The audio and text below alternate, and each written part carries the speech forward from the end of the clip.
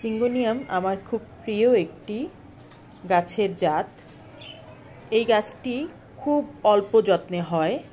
গ্রামে গঞ্জে আমি দেখেছি বেশ ঝোপের মতো হয়ে থাকে এই গাছটি।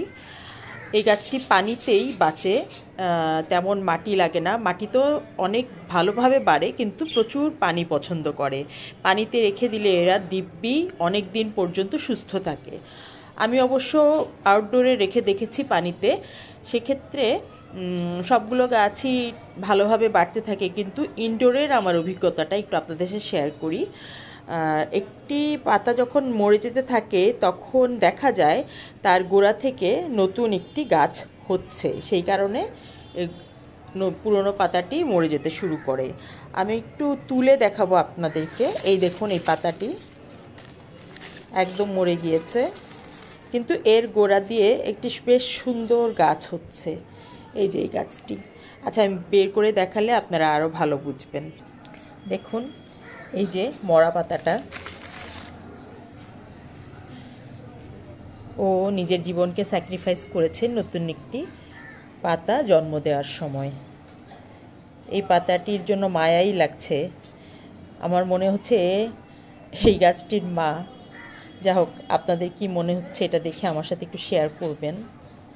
আমি খুব বেশি অভিজ্ঞ না, আমি ছিঁড়ে ফেললাম এই পাতার অংশটি।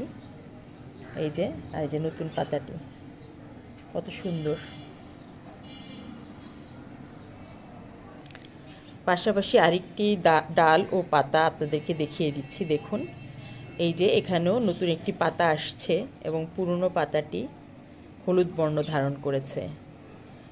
এর জন্য মায়া লাগছে, এও কয়েকদিন পরে ঠিক এই পাতাটির মতো হয়ে হারিয়ে যাবে। যে কোনো গাছই আলাদাভাবে যত্ন আশা করে। প্রত্যেকটি গাছকে আলাদাভাবে যত্ন না করলে সে আসলে ওইভাবে বাড়তে পারে না। এখানেও নতুন পাতা গজাচ্ছে, দেখি কোন পাতাটি এবার স্যাক্রিফাইস হয়। ডালগুলোকে জায়গা মতো রেখে দিচ্ছি আবার।